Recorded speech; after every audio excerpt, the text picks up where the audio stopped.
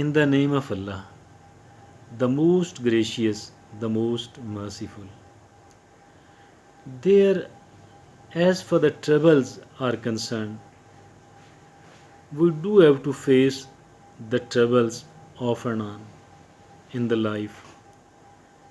The pain, the trouble, we do have to face.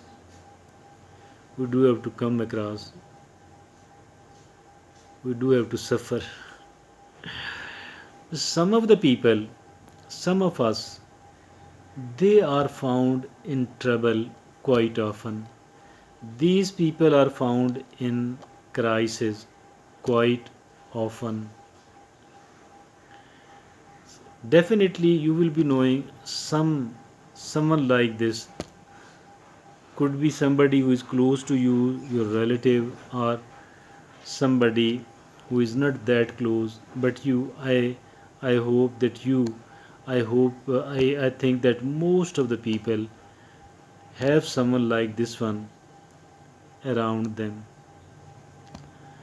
Now we want to know, okay, what is the reason why the troubles are afflicting some of the people rarely, while another some of the people frequently.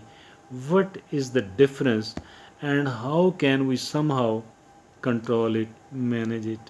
This is the topic of today's discussion. As for the rare encounter, often on trouble is concerned, it does afflict most of us. It does afflict most of us.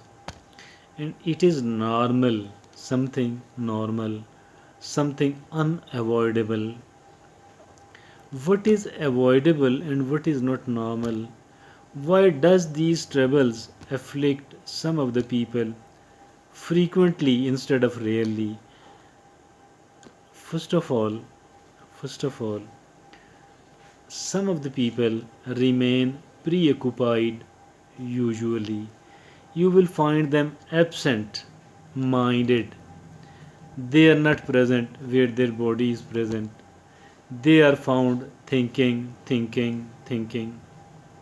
Absent mindedness attracts accidents. Absent mindedness attracts accident, not necessarily the traffic accident. Maybe somebody is walking, climbing the stairs, walking on a slippery floor, carrying some heavy weight, etc., etc., etc. Absent mindedness attracts accident. Traffic accidents are otherwise. So, absent mindedness must be avoided. Then is being careful. Some of the people are driving a vehicle at a faster pace. At a faster pace, they do exceed the speed limit. Although they are present, but still there are a lot of chances that they will encounter a traffic accident. While in Singapore, I was in Singapore, I saw the Singapore roads and then the billboards along the Singaporean roads. I read at several places these sentences written: speeding, the number one road killer. This was the advertisement on the billboards, not just one, two, three, four. Rather, during my stay over there, I saw it at many places: speeding, the number one road killer. So, this is the reason trouble. This is also a reason, being absent mindedness and then exceeding the speed if you are driving, you are walking amongst the traffic, etc. Some of the people, they are compulsive negative thinkers. Now these negative thinking people, they cannot stay away from the trouble for a long period of time.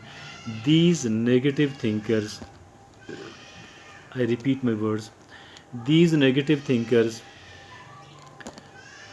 cannot stay away from the trouble for a longer period of time. Then there are people who become nervous, who become upset, who become angry, emotional, depressed, even at a smaller place, in the smaller troubles. The people who become upset, the people who become nervous, the people who lose their senses, the people who lose their senses, the people who become nervous even over the small troubles. Now, these are the people actually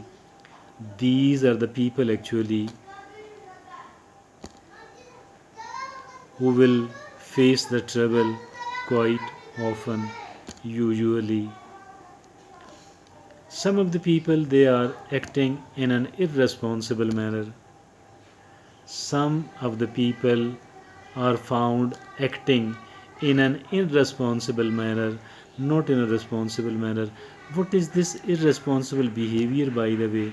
What is this irresponsible attitude, by the way? Some of the people they are not interested. They are not interested in knowing what benefits them and what harms them. They are not interested in knowing. And even if somebody tells them, a family member, a close relative does tell them that here you will get the benefit and here you are not going to get the benefit, you are going to get a loss. So they just listen and from one ear and throw it out from the other ear. They don't pay heed to it, they don't give a due importance to it. So they are somewhat apathic, they are somewhat they have desensitized themselves, maybe I should say, excuse me. These are the irresponsible people. They are not interested in knowing what is good for them, what is bad for them. But if somebody does tell them without their request, still they don't pay heed to it, and they keep going, they keep doing, they keep thinking, they keep acting, they keep reacting in a careless manner, in a careless manner. Then there are people who are stubborn people. These are overlapping, these the qualities I'm sharing with you, these does overlap one another at several places. Now there are people who are stubborn. These stubborn people, they are not interested, they are not interested in listening to your advice. They are not interested. You are telling them something, you are trying to teach them something, you are trying to guide them, you are trying to put forward your wisdom, but these people are absolutely uninterested. Rather, these people are found denying you, denying any good advice. They are found denying that, refusing that, rejecting that. So these are the stubborn people. So we have discussed today the people who are seen in trouble frequently, and we wanted to know, we tried to know what are the reasons behind it and how to manage it.